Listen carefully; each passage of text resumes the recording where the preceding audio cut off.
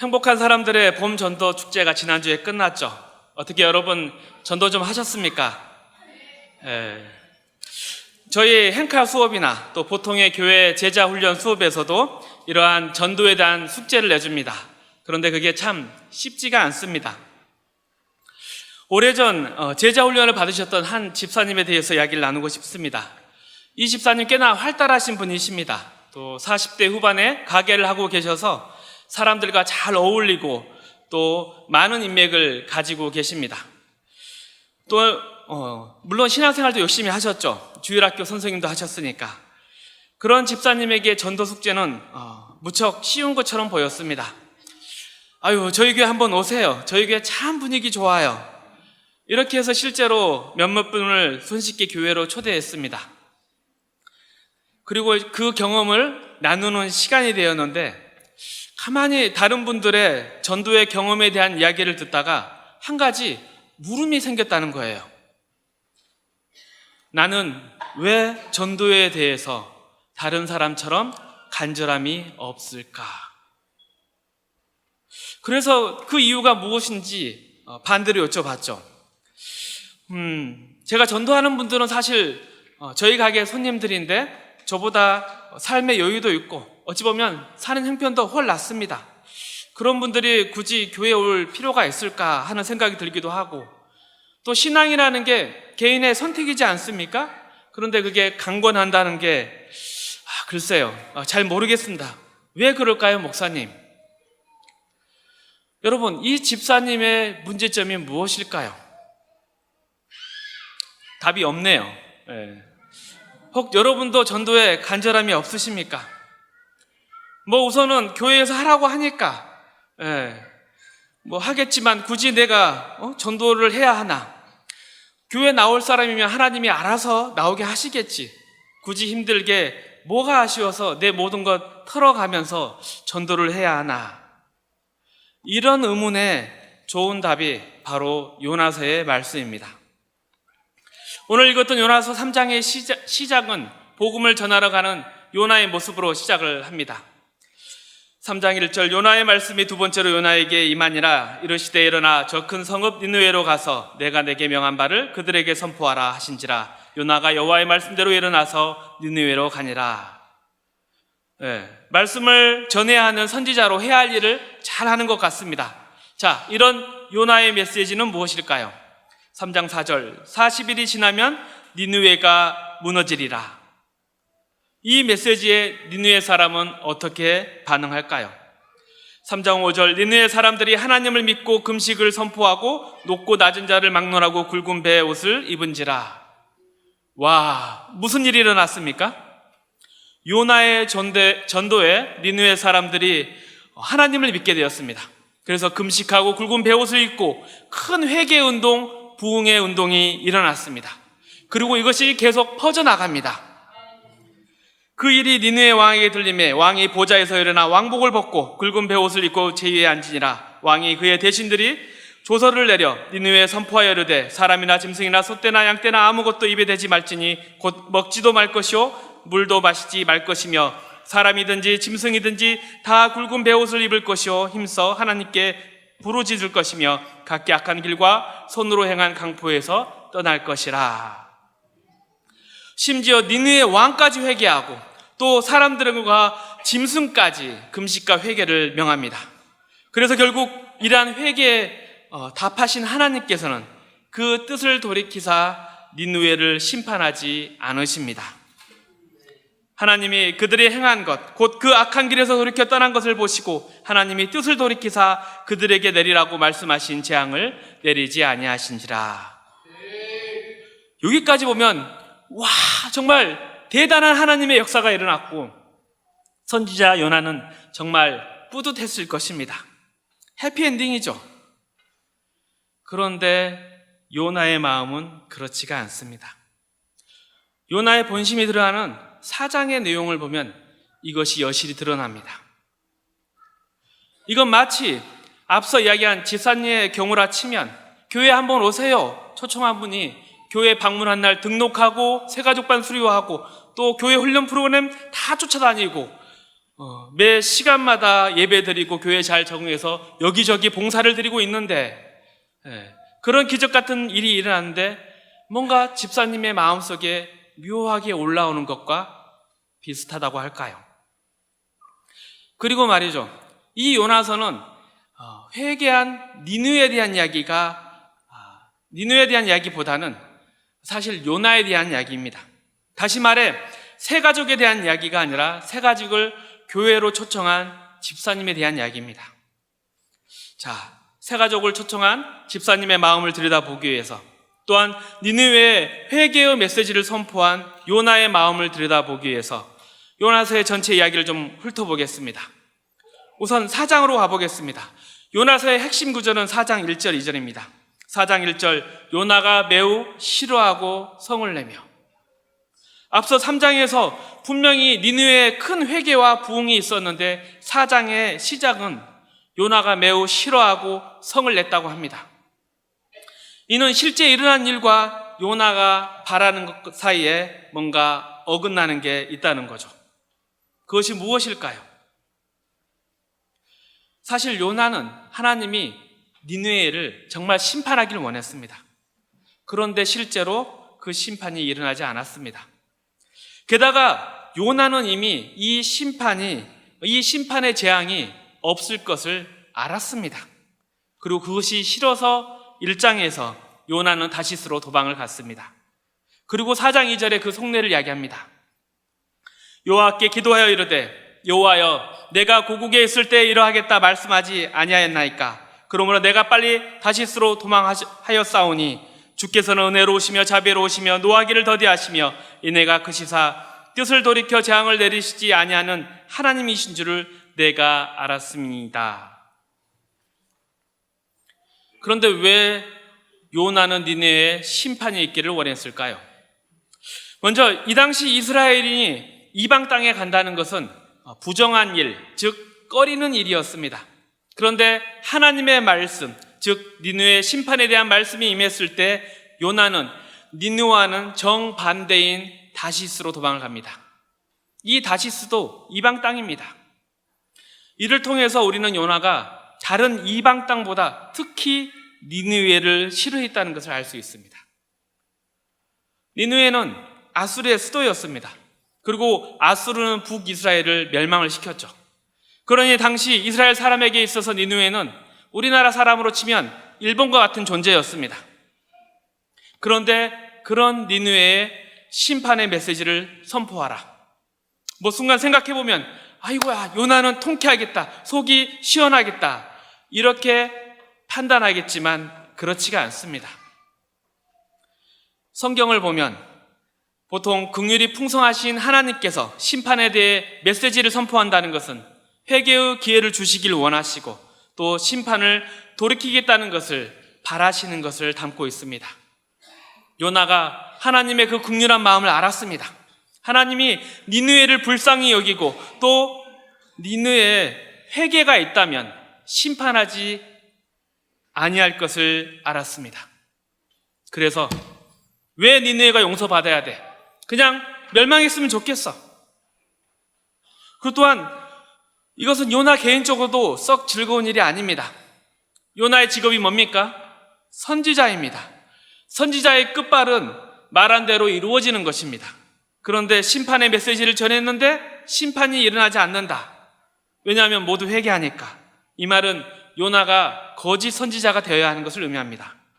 그러니까 이런 두 가지 마음속의 생각이 요나서에 흐르고 있는 요나의 마음속 갈등입니다. 원수 니느웨를 왜 살려줘야 돼? 또 심판의 메시지를 선포했다 쳐. 그렇게 되면 내가 거짓말쟁이가 되는데 차라리 도망이나 가야겠다. 그러나 요나가 여호와의 얼굴을 피하려고 일어나 다시스로 도망하려 하여 욥바로 내려갔더니 마침 다시스로 가는 배를 만난지라 여호와의 얼굴을 피하여 그들과 함께 다시스로 가려고 뱃삭을 주고 배에 올랐더라. 그런데 하나님은 이런 생각을 하는 요나를 바꾸시기로 작정했습니다. 바로 폭풍으로 영적으로 자고 있는 요나를 흔들어 깨우십니다. 여호와께서 큰 바람을 바다 위에 내리심에 바다 가운데 큰 폭풍이 일어나 배가 거의 깨지게 된지라. 여기에 친절하게도 하나님은 직접 선장을 보내서 깨우시고 해야 할 바를 가르치십니다. 선장이 그에게 하세 이르되 자는 자여 어찌함이냐, 일어나서 내 하나님께 구하라. 혹시 하나님이 우리를 생각하사 망하지 아니하게 하시리라 하니라. 이런데도 요나는 가만히 있습니다. 그래서 또 하나님은 이 폭풍이 요나 때문에 일어난 것을 직접 고백하게 하십니다. 바로 제비뽑기를 통해서죠. 무리가 그에게 이르되 청하건대 이 재앙이 누구 때문에 우리에게 임하였는가 말하라. 내 생업이 무엇이며 내가 어디서 왔으며 내 나라가 어디며 어느 민족에 속하였느냐 하니 그가 대답하되 나는 히브리 사람이요 바다와 육지를 지으신 하늘의 하나님 여호와를 경외하는 자로다. 천지를 지으신 하나님을 경외하는 자가 하나님의 얼굴을 피해 도망을 가고 배 밑바닥에서 잠을 자고 있는 것입니다. 요나가 피곤해서 잠들었을까요? 이런 상황이면 선지자가 당연히 해야 할 것은 자신의 잘못을 회개하고 순종의 기도를 올려야 되는 것입니다. 그런데 요나의 반응은 무엇입니까? 회개의 기도를 했을까요? 그가 대답하되 나를 들어 바다에 던지라. 그리하면 바다가 너희를 위하여 잔자하리라. 너희가 이 큰 폭풍을 만난 것이 나 때문인 줄을 내가 아노라. 참 어이가 없죠. 나를 바다에 던지라. 13절을 보면 이방인 선자들과 선원들은 노를 저어서 육지로 배를 갖다 대려고 노력을 하면서 생명을 살리려고 노력을 하는데 그에 비해서 요나는 너무나도 쉽게 아니면 뻔뻔하게 자신의 생명을 포기를 합니다. 내 목숨이니까 그런 일을 할 바에는 차라리 죽는 게 낫겠다. 혹 이런 마음을 품은 게 아니었을까요? 어찌되었건 바다에 요나를 요나의 뜻대로 던집니다. 그러나 요나를 바꾸시려는 하나님은 물고기를 예비해 두셨습니다. 바다에 빠져 죽을 뻔한, 아니 죽으려고 하는 요나를 구원해 내십니다. 자, 그리고 2장, 여러분이 잘 아시는 물고기 뱃속 요나의 기도로 넘어갑니다.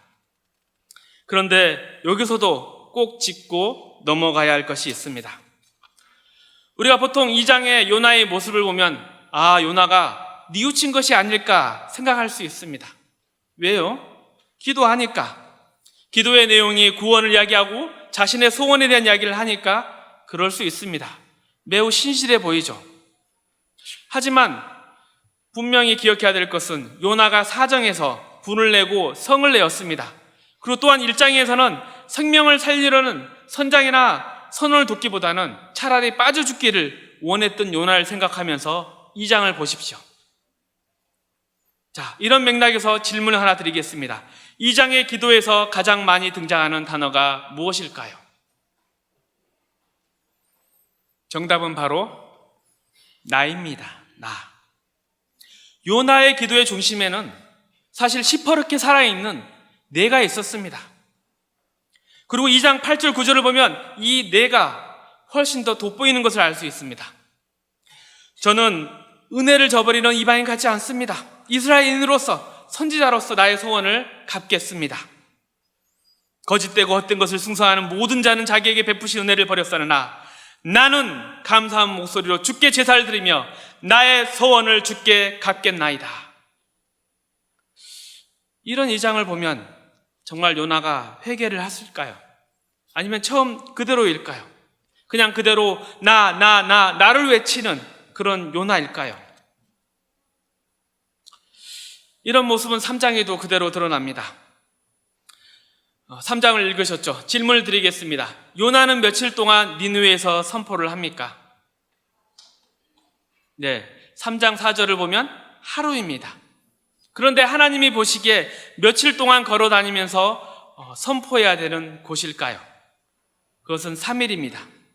니느웨는 사흘 동안 걸을 만큼 하나님 앞에 큰 성읍이더라. 뭔가 대충 하지 않습니까? 또 한 가지 질문을 드려보겠습니다. 요나의 선포의 메시지는 무엇입니까? 40일이 지나면 니느웨가 무너지리다. 요나가 외친 메시지는 니느웨가 무너진다였습니다. 뭔가 흐름상 그런데 뭔가 싹둑 잘려나간 것 같습니다. 뭔가 생략되어 있는 것 같죠. 오늘 본문의 말씀 3장 9절입니다. 하나님이 뜻을 돌이키고 그 진노를 그치사 우리가 멸망하지 않게 하시리라. 선지자 요나는 어찌 보면 하나님이 진짜 니느웨 사람에게 말하고 싶은 이 메시지, 이 중요한 메시지는 쏙 빼버리고 껍질만 전하고 있습니다. 이런 요나는 하나님의 말씀대로 선포하는 진짜 선지자입니까? 겉모습을 보면 선지자이지만 행동이나 말을 보면 속은 가짜일 것 같습니다. 혹 너무 심하게 이야기하는 것 아니야 하겠지만 더 심하게 이야기하면 요나는 하나님의 마음을 아예 알지도 못하는 자입니다. 이런 불순종하는 요나에 비해서 같은 장 3장에 나오는 니느웨 왕은 어떻습니까? 하나님의 말씀이 임하니 즉각 회개를 합니다. 그리고 하나님의 그 마음을 따라서 생명을 살리려고 모두에게 금식을 선포합니다. 심지어 짐승들까지도 살리려고 했는지 짐승들까지도 금식을 선포합니다. 왕과 그의 대신이 조서를 내려 니느웨에 선포하여 이르되 사람이나 짐승이나 소떼나 양떼나 아무것도 입에 대지 말지니 곧 먹지도 말 것이요 물도 마시지 말 것이며 사람이든지 짐승이든지 다 굵은 베옷을 입을 것이요 힘써 하나님께 부르짖을 것이며 각기 악한 길과 손으로 행한 강포에서 떠날 것이라. 참 이런 것을 보면 니느웨 왕이 요나보다 더 선지자 역할을 하는 것 같습니다. 마치 요나서 1장의 선장의 모습과 똑같습니다. 하나님을 안다고, 하나님을 경외한다고 하는 이스라엘 선지자보다 차라리 저 이방인, 전도의 대상인 저 이방 선장과 선원, 그리고 니느웨 왕과 그 대신들이 더 생명을 긍휼히 여기는 하나님의 마음을 잘 아는 것 같습니다. 요나는 자신에 의해 사로잡혀서 자기 부인이 없는 자, 쉽게 말해 종교인이었습니다. 그러기에 작은 미물까지도 사랑하시는 하나님의 마음을 외면하는 자였습니다.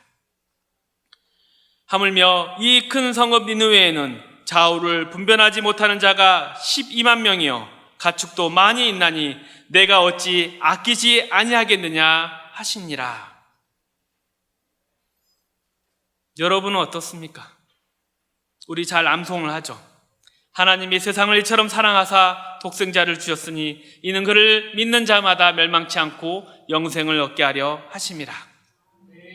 하나님께서는 모든 자들이 하나님께 돌아오길 원합니다. 그들을 구원하길 원합니다. 그리고 그 구원의 은혜가 우리에게 와서 지금 우리가 여기 있을 수 있는 것입니다. 이런 은혜 받은 자가 어떠한 반응을 해야 할까요? 여러분이 진짜 하나님의 마음을 안다면 어떤 반응을 해야 할까요? 앞서 전도에 간절함이 없는 집사님에 대해서 말씀을 드렸습니다. 목사님, 저는 전도에 간절함이 없어요.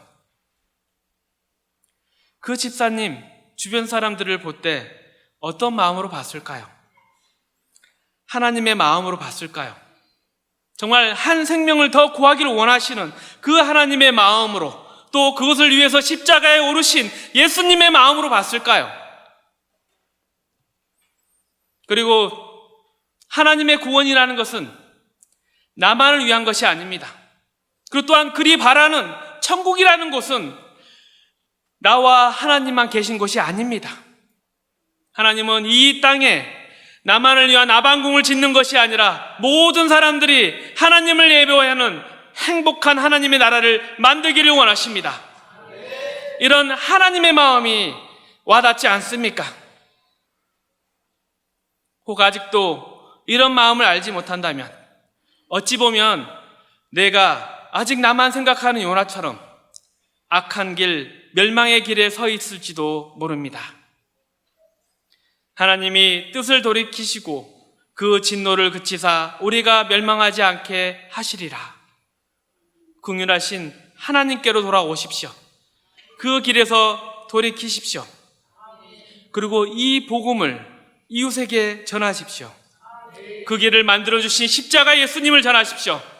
나를 간절히 보셨던 그 하나님의 마음으로 아직 구원받지 못한 저 이웃에게 간절히 복음을 전하십시오. 그것이 하나님의 마음이고 그 은혜 받은 자의 합당한 반응인 것입니다. 이런 하나님의 마음으로 세상에 복음을 전하는 멋진 하나님 나라의 모델하우스, 멋진 하나님의 자녀 되시기를 주님의 이름으로 축복합니다.